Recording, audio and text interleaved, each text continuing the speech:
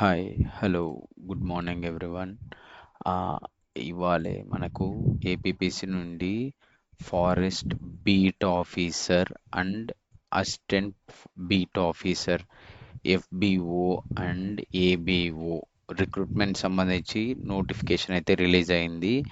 ఇది ఒక type of very good notification అనుకోవచ్చు. ఎందుకంటే 691 vacancies is not a small number.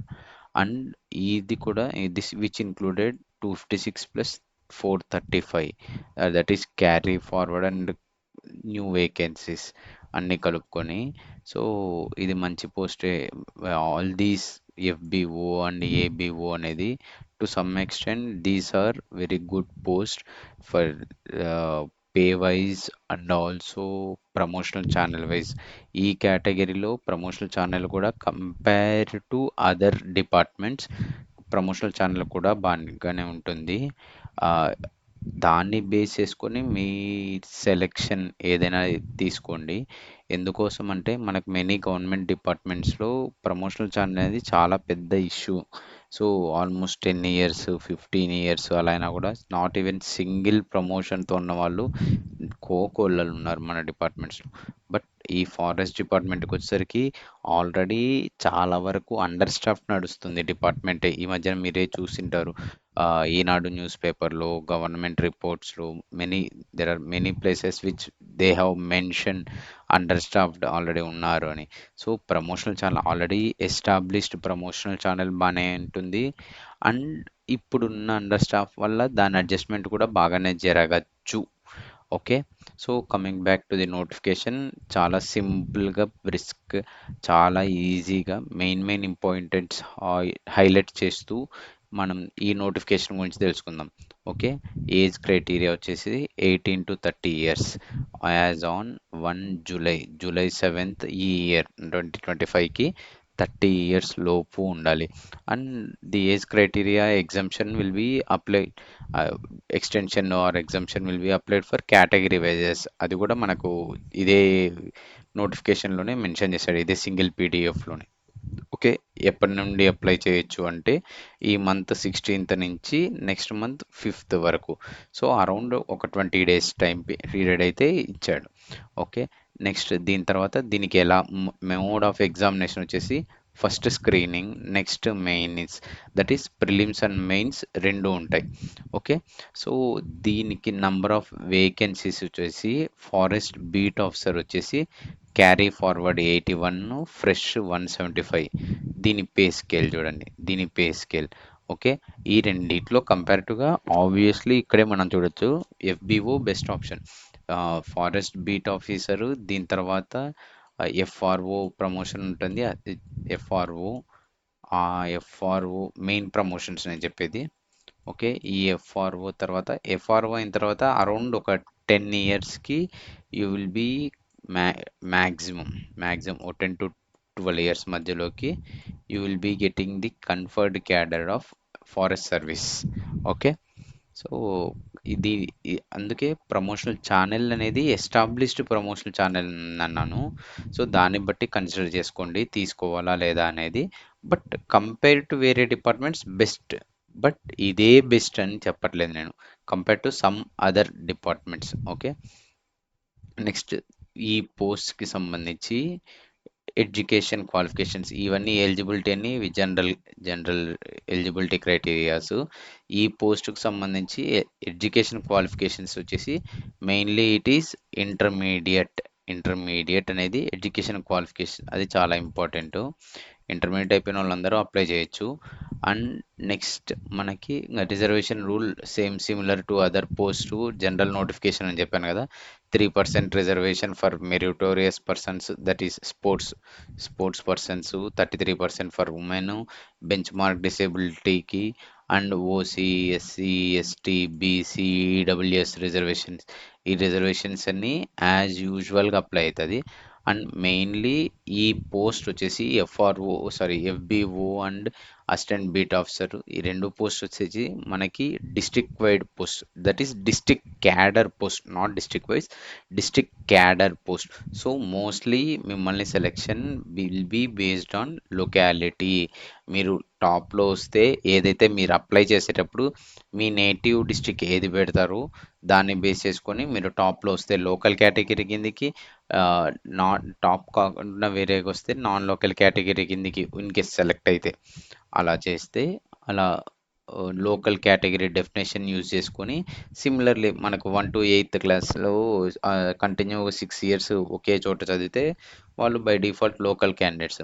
మనకు ఆర్టికల్ 371లో కూడా మన ఏపీ గురించి స్పెషల్గా మెన్షన్ చేస్తుంది. సో దాని ప్రకారం లోకల్ క్యాండిడేట్ అనే డెఫినేషనే అదే ఫాలో అవుతారు. ఓకే, నెక్స్ట్ లేటర్ ఆన్ సింపుల్గా మనం చూసుకుందాం. Definition of local candidate schedule tribe area. So ఇవన్నీ మెన్షన్ చేశారు. అండ్ మనకి ఫారెస్ట్ డివిజన్స్ అనేవి ఉంటాయి. ఇది ఏ డిస్ట్రిక్ట్లో ఏ ఏ డివిజన్స్ ఉన్నాయి అనేది ఇక్కడ క్లియర్గా మెన్షన్ చేశాడు. ఓకే, సో శ్రీకాకుళం, విజయనగరం, విశాఖపట్నం, నర్సీపట్నం ఇవన్నీ మెయిన్ ఫారెస్ట్ డివిజన్స్. ఈ ఫారెస్ట్ డివిజన్స్లో మళ్ళీ మనకు ప్లెయిన్ ఉంటుంది, మళ్ళీ తర్వాత ఏజెన్సీ ఏరియా అని ఉంటుంది. సో డిస్ట్రిక్ట్లో కూడా మనకు కొన్ని ఏరియాస్ వైజ్ డిస్ట్రిక్ట్ని డివిజన్గా అవుతుంది. ఆ డివిజన్స్ మళ్ళీ మనకి ప్లెయినా వైల్డా అనేది సపరేట్ ఉంటుంది. I mean plain or wild agency, sorry not wild agencies.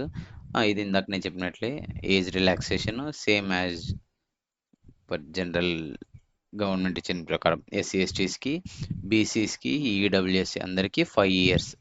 Okay, next దీనికి వచ్చేసి 10 years. అసిస్టెంట్ బీట్ ఆఫీసర్కి 10 years, రిమైనింగ్ వాటికి దట్ ఈస్ ఫారెస్ట్ బీట్ ఆఫీసర్కి 5 years ఎగ్జంప్షన్ ఈ కేటగిరీ ఆఫ్ పీపుల్కి మాత్రమే. ఓకే, నెక్స్ట్ ఫీజు వచ్చేసి 250 + 80 రూపీస్ అని ఆల్రెడీ మనం చూసింటారు. వేరే ఎగ్జామ్స్ కూడా సిమిలర్గా ఉంది. అండ్ ఈ ఎగ్జామ్ ఇందులో మనకి 80 rupees is exempted for these category of people. Okay, unemployed అని ఉన్న, బిపిఎల్ ఫ్యామిలీస్ అని ఉన్నా కూడా మనకి ఎగ్జామ్షన్ అనేది ఉంటుంది ఆ 80 రూపీస్ మాత్రం. బట్ యాజ్ యూజువల్ 250 రూపీస్ అయితే మనం కట్టాల్సిందే. ఓకే, నెక్స్ట్ వచ్చేసి forest beat officer vacancy positions.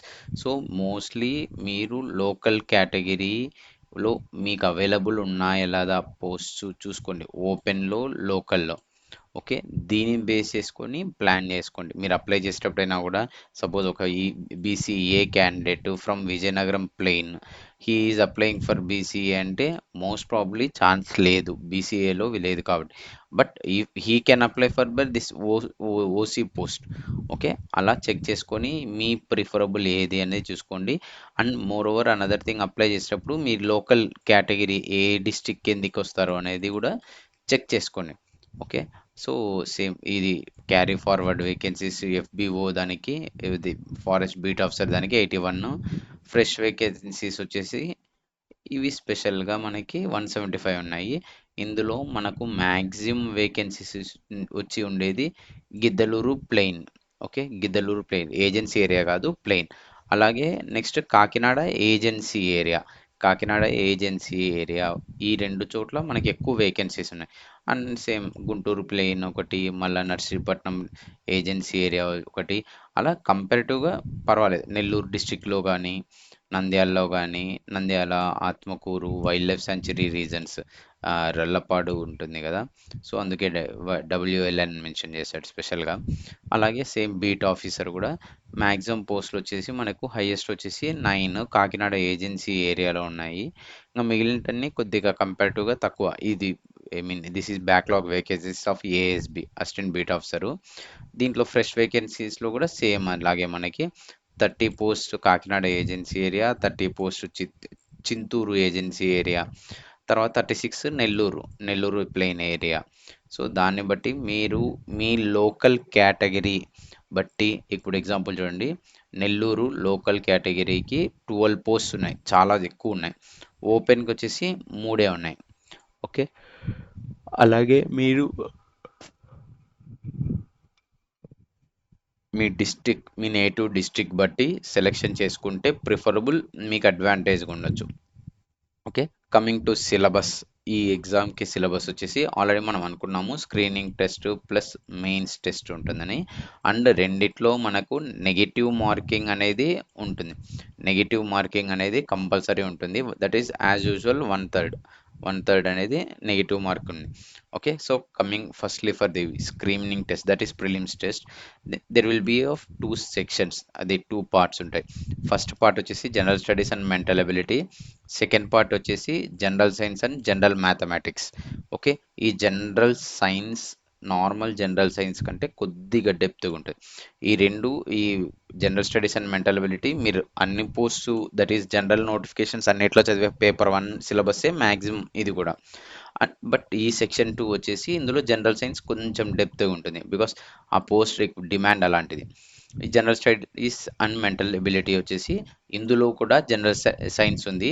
ఈ జనరల్ సైన్స్కి మీరు స్పెషల్గా బుక్స్ చదివి ఇప్పుడు అంత టైం వేస్ట్ చేసుకోకుండా కూడా previous papers, APPSC previous GS papers or వేరే అదర్ ఎగ్జామ్స్ జిఎస్ క్వశ్చన్స్ అవి ఒక్కటి చూసి మీరు ఫాస్ట్గా ప్రిపేర్ అయితే సరిపోతుంది. అది చాలు, అంతకు మించి ఇన్ డెప్త్ ఏం కవర్ చేయాల్సిన పని లేదు ఈ టాపిక్ ఒకటి. Okay, apart from current affairs related science and technology అది రెగ్యులర్గా ఉండేది, బట్ జనరల్ సైన్స్ గురించి చెప్తున్నాను. Next, current events of national importance, that is current affairs.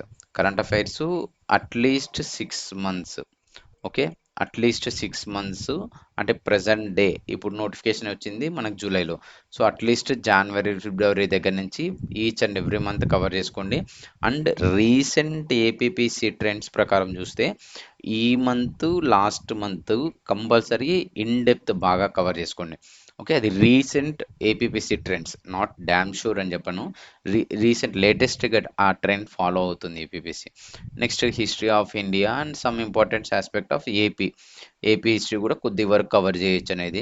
So ఇప్పుడు దీనికోసం హిస్టరీ ఆఫ్ ఇండియా అనే దానికోసం మనం complete Indian national movement, modern history, ఎన్సీఆర్టీలు, బిపన్ చంద్ర, లేదంటే ఏపీ హిస్టరీకి జోగి నాయుడు, రఘునాథరావు, ఇలా బల్క్ సీనయ్య సార్ బుక్, ఇలా బల్కీ బుక్స్ అన్ని తీసుకొని ఇప్పుడు ఈ కొంచెం టాపిక్కి చదువుదామంటే కాదు. సో బ్రీఫ్గా ఎక్కడన్నా మీకు మెటీరియల్, ఇన్స్టిట్యూట్ మెటీరియల్లో లేదంటే ఏదైనా జిరాక్స్ మెటీరియల్లో ఏదైనా అవైలబుల్ ఉంటే అది తీసుకోండి. లేదు మేము ఆల్రెడీ ప్రిపరేషన్లోనే ఉండే వాళ్ళమే అనుకుంటే మీ సిలబస్ అట్లీస్ట్ హిస్టరీ వరకు టచ్లో ఉండి ఉంటే previous questions both Indian history, మనకు ఇండియన్ హిస్టరీ యూపీఎస్సీకి కానీ అన్ని ఎగ్జామ్స్కి రిలేటెడ్ మనకు బిట్ బ్యాంక్స్ దొరుకుతుంటాయి ప్రీవియస్ పేపర్స్వి, అవే కానీ తీసుకోండి. అలాగే ఏపీ హిస్టరీకి బిట్ బ్యాంక్స్ దొరుకుతాయి, అవి కవర్ చేసేసుకోండి. That's more than enough for this exam. Okay, similarly geography of India and AP కూడా అలాగే కవర్ చేసుకోండి. ఇప్పటికిప్పుడు బుక్స్ అన్ని చదువుతాను నేను తిరిగేస్తాను అంటే ఏం గుర్తుండదు, కష్టం.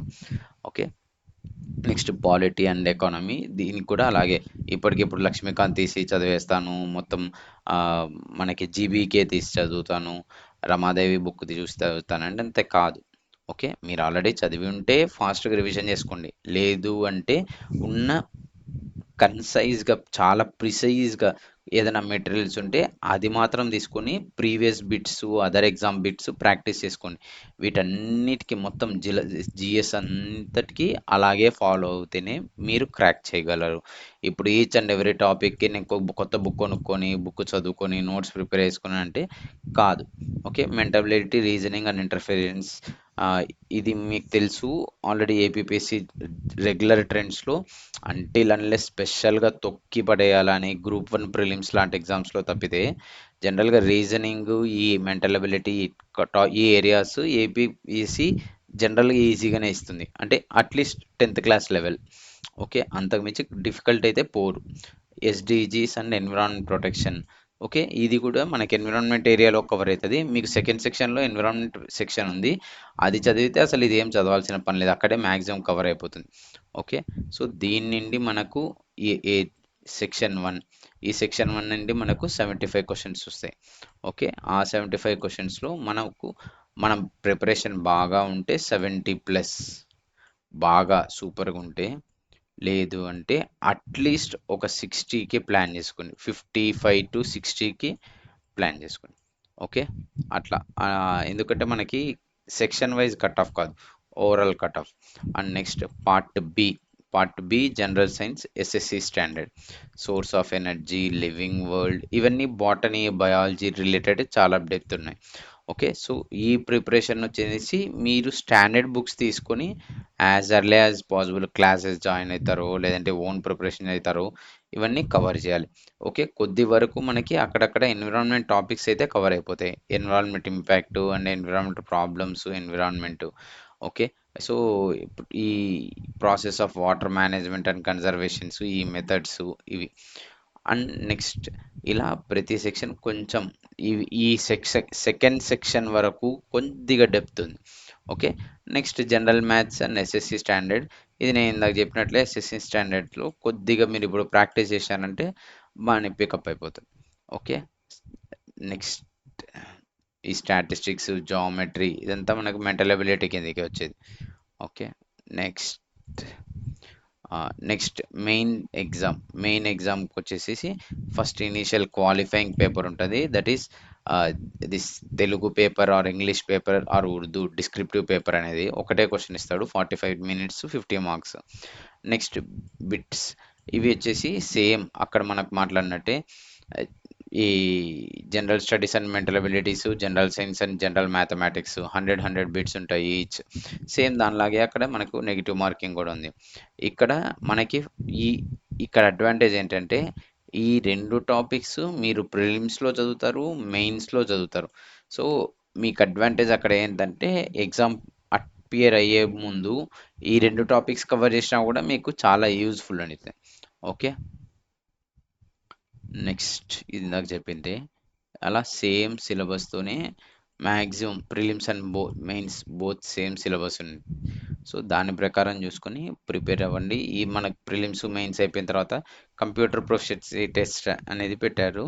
సో అది that's not a big deal, because computer proficiency test attend అవుతారు మోస్ట్లీ. ఓకే. ఆఫ్టర్ క్లియర్ అయిన తర్వాత దాన్ని క్లియర్ చేయగలరు. Okay. Majority of the people నేను చెప్పేది. So this is very much short video on the latest notification from APPSC. So with this I'm signing off. All the best for all of you and thank you. Good night.